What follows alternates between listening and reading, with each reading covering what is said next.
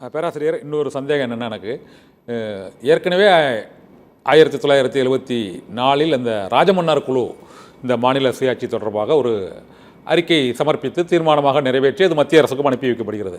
அந்த ராஜமன்னார் குழுவை தொடர்ந்து வெங்கடாச்சலையா குழு, அதை தொடர்ந்து மத்திய அரசு இந்த சர்க்காரியா ஓய்வு பெற்ற நீதிபதி சர்க்காரியா தலைமையிலான குழு என பல்வேறு குழுக்கள் தொடர்ந்து அமைக்கப்பட்டு வருகின்றன. ஜம்மு காஷ்மீர் மற்றும் கர்நாடக மாநில அரசுகளும் இது மாநில சுயாட்சிக்காக பல்வேறு குரல்களை கொடுத்திருக்கின்றன.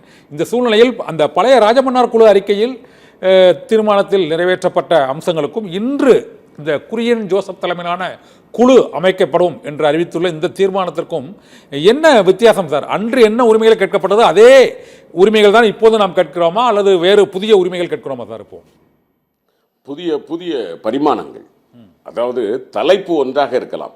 இப்போ மருத்துவம் என்று சொன்னால் அதிலே நீட்டு கொண்டு வருவது ஒரு தலையீடு. இதை நீங்கள் எப்படி கண்டிப்பது?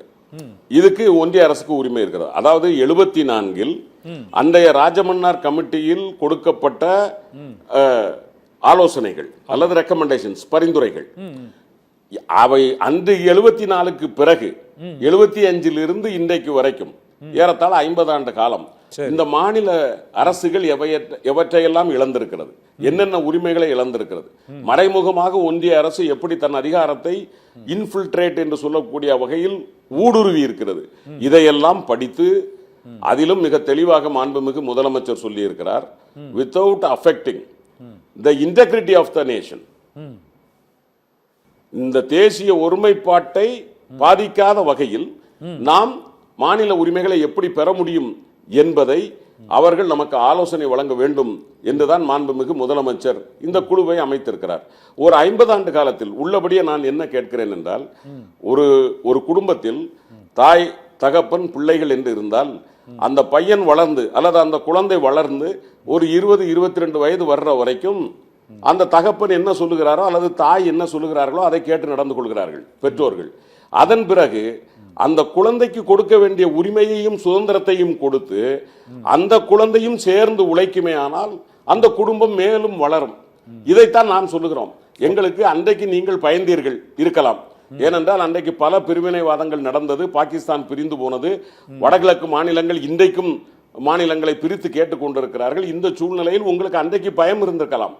ஆனால் இன்றைக்கு நாம் ஒரு முதிர்ச்சி அடைந்த ஜனநாயகத்திற்கு வந்துவிட்டோம். ஒரு மாநிலத்திற்கு என்னென்ன தேவை என்பதை மாநிலம் கேட்பதற்கும் அதை விட்டு கொடுத்து அரவணைப்பதற்கான ஒன்றிய அரசிற்கான முதிர்ச்சி உங்களிடம் இல்லை என்று சொன்னால் இந்த முதிர்ச்சி தேவை என்பதை சொல்வதற்காகத்தான் இந்த குழு அமைக்கப்பட்டிருக்கிறது.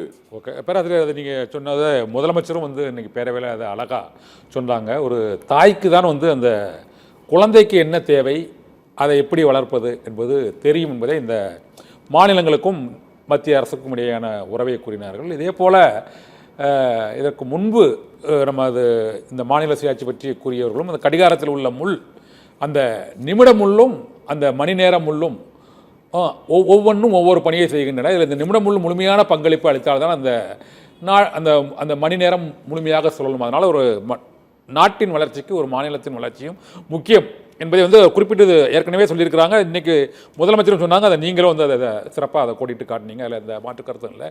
இருந்த போதிலும் இப்போது மாநில அரசின் உரிமையை மத்திய அரசு அது நேரடியாக பறிக்கும் முயற்சியில் எதுவும் ஈடுபடவில்லை. ஆனால் தேசிய அளவில் ஒரு கொள்கை, ஒரு திட்டம் என்பதை அதை அமல்படுத்தும் போது தமிழகம் மட்டும் அதில் குரல் கொடுத்து அது இப்போது மாநில சுயாட்சிக்கு காப்பாற்றுவதற்கான தீர்மானம் மற்றொரு குழு அமைத்து அது ஜனவரியில் அறிக்கை தாக்கல் செய்யப்பட வேண்டும் என்று கூறியிருக்கிறார்கள். இந்த ஜனவரியில் அறிக்கை தாக்கல் செய்யப்படுவதற்காக அமைக்கப்பட்டுள்ள இந்த குரியன் ஜோசப் குழு வரைவு அறிக்கை, அதன் முன்னர் 2 ஆண்டுகளில் அந்த அறிக்கையை தாக்கல் செய்யணும்னு சொல்லியிருக்காங்க. இப்போ இந்த 1975 நெருக்கடி நிலையில் இந்த கல்வி பொதுப்பட்டியல், அந்த மாநில பட்டியலிருந்து பொதுப்பட்டியலுக்கு போச்சு.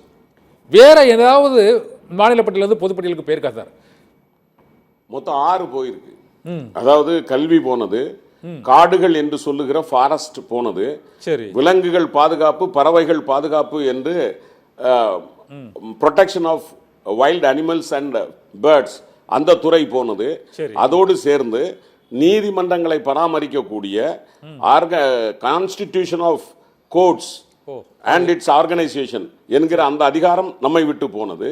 இப்படி மொத்தம் 6 அதிகாரங்கள் நம்மை விட்டு அன்றைக்கு ஒன்றிய அரசிடம் போயிருக்கிறது.